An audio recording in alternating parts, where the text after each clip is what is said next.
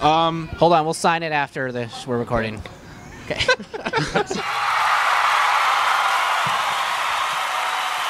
And welcome to Overtime, brought to you by KingsCast at www.kingscast.net. I'm Keith Korneluk. And I'm Chris Kalaszewski. And I'm Alex Kinkoff. There we go. Special guest in from Cleveland, fresh and looking forward to it. It's Alex Kinkoff, host of our blog, Dancing in the Rain. What's happening, my Cleveland friend? Not too much. Good to be back, especially winning some games here. You know, things look all right with Sutter so far. Let's hope it continues. Yeah, definitely so far so good. We're going to talk about Darryl Sutter tonight and his impact so far on the team. We're going to talk about the Chicago and Winnipeg games. Yeah. And we'll also talk about Gagne, the power play, and pretty much everything associated with the Los Angeles Kings. Yeah, we hope so. So here we go. Episode 137 entitled, Darryl Sutter is Not a Wizard.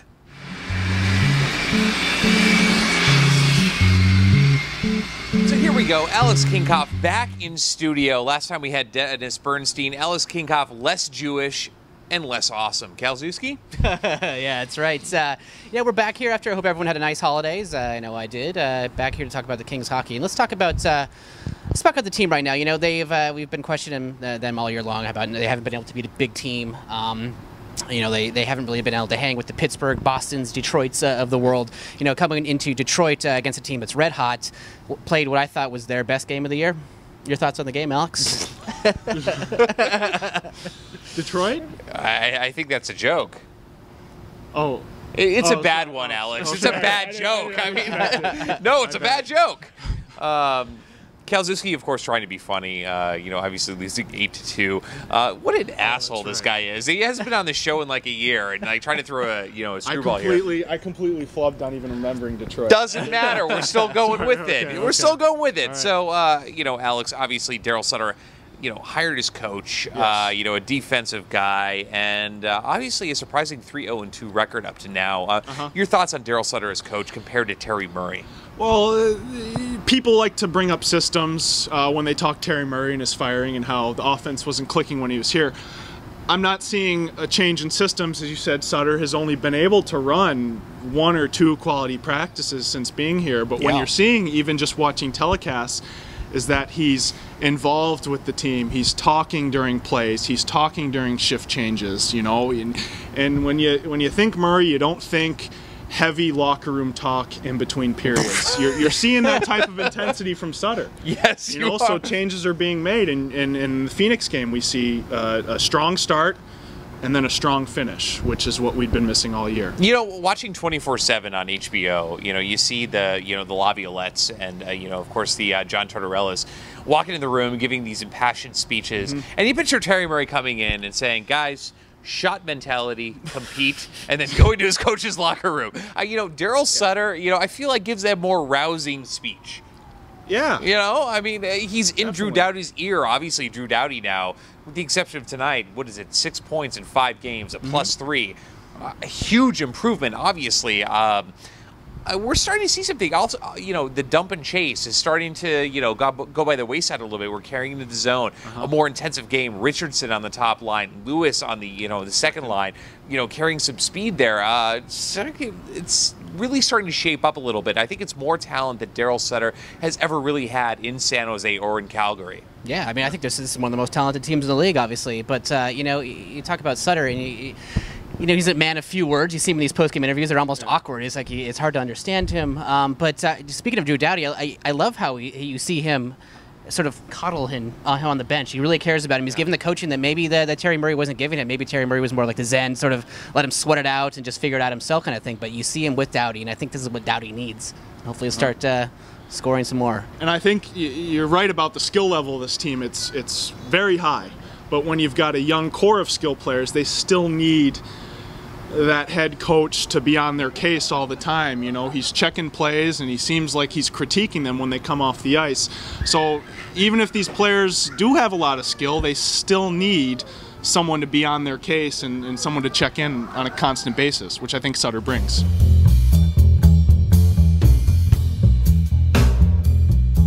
All right, guys, well, let's talk about the big Chicago game. You know, Kings went in Chicago, tough place to play, red hot. And you talk about skilled teams. To me, they're the #1 most skilled team in the West. Kings, I think, a close two or three. But when is the last time we've actually won in Chicago in regulation?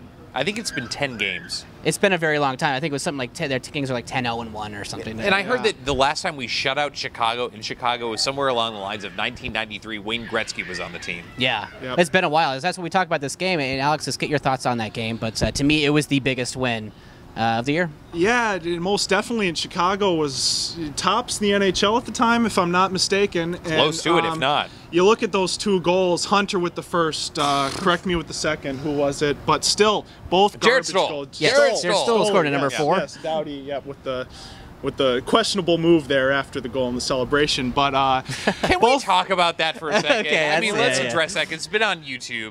So Jared Stoll Inside joke. Yeah, Yeah. well, yeah, but it's been on YouTube. Puck Daddy had it, but Jared Stoll scores the goal, and Drew Daddy comes along, congratulates him, and then literally grabs his junk and gives it a couple of tugs. I mean, is that I'm not saying anything's wrong with it per se. It's kind of weird, though. He broke the unwritten sports rules that you always use the back of your hand, never the palm. And that goes for the ass or whatever part in the body. So he kind of crossed the line. It's like saying you don't high five during a threesome. Yeah, exactly. There we go. Yeah, it's just not cool. I mean, definitely a good game, and people are complaining the Kings only scored 2 goals, and it's a 3-2 league or whatever the hell it is. But it was the Chicago Blackhawks.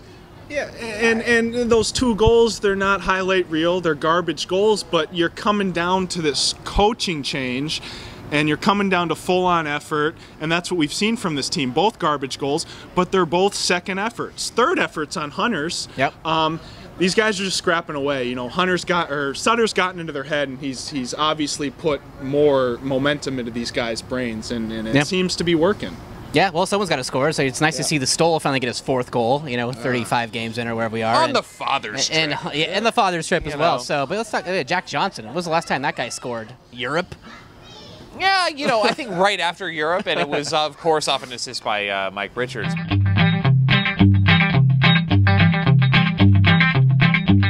Into tonight, we're playing the Winnipeg Jets, which, they're playing a lot better. Certainly out in the playoff conversation right now, but not, later probably. And you expect this to be a little bit more of a high-scoring game. Obviously, the Kings lose 1-0. We had a huge Kings contingent right over here. Yeah. The Kings end up losing 1-0 in the overtime. Jonathan Bernier, gets his first start under Darryl Sutter. Kings continue to play this up-tempo game, which I'm liking. Yes. Still can't put the biscuit in the basket. Well, especially considering he's on the power play. I mean, how many chances did they have tonight? I mean, second period, 5-on-3 for almost 2 minutes. You just couldn't get it in there. It got cleared out. And, of course, the huge power play they had with about 4 minutes left in the game tonight. And does Compound have to go, Alex?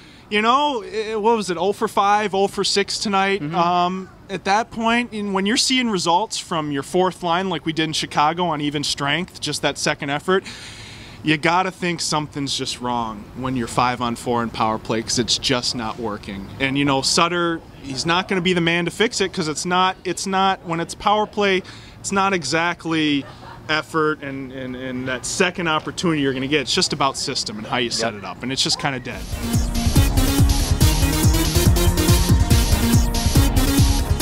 Couple of acquisitions you're talking about here. We get Mike Richards back about a week and a half ago. Oof, thank but God. Then we lose the guy who comes with him from Philadelphia, Simon Gagne, with another concussion. How many has it been?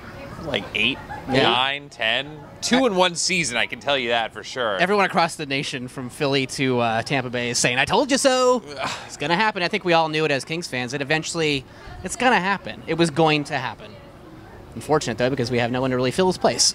Well, we have Brad Richardson and, Trevor Lewis. But, Simon Gagne, we knew this when he signed here. You're hoping for 20 goals, and, you hope he only misses 20 games. And you hope when he gets back to the playoffs, he's clutch, like he was for Tampa Bay. And it's kind of where we're at right now, except, really short of that 20-goal mark. And when you talk for a replacement, you were talking left-wing replacement earlier. Mm-hmm. You see Sutter's moves. He moves up Richardson, he moves up Lewis, but these guys... You just don't see them being the guy to solve the problem or fill in correctly. So are they going to have to make any sort of move if Gagne is out for an extended period of time? We'll have to see. I mean, obviously Sutter going for speed up on the top 6, but yeah, the skill level with Richardson, obviously, and Lewis, it's nothing like Gagne's. No, you need to make a trade, definitely. Alex Semin, I don't think the guy doesn't have the character. Darryl Sutter would run him out of town. Another Lombardi Russian. would too. Another Russian. Yes.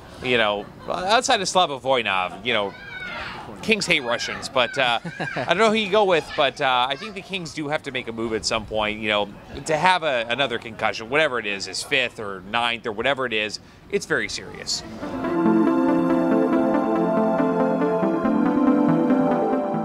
I'm Alex Kinkoff, the blogger at KingsCast, and when I'm in town from Cleveland, I go nowhere else but Barry's Tickets for my LA Kings tickets. Use promo code KingsCast25 for 10% off your tickets. There is no service charge, and you can pick them up right across the street from Staples Center. Do it.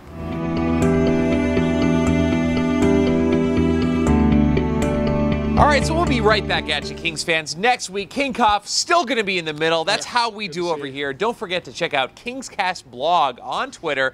Check out Alex's blog. It's on the site. You've been there. You've been to Facebook. You know how it works, so check it out. I'm Keith Korneluk. I'm Chris Kalaszewski. And I'm Alex Kinkoff. Thank you for watching Overtime. Bye, KingsCast.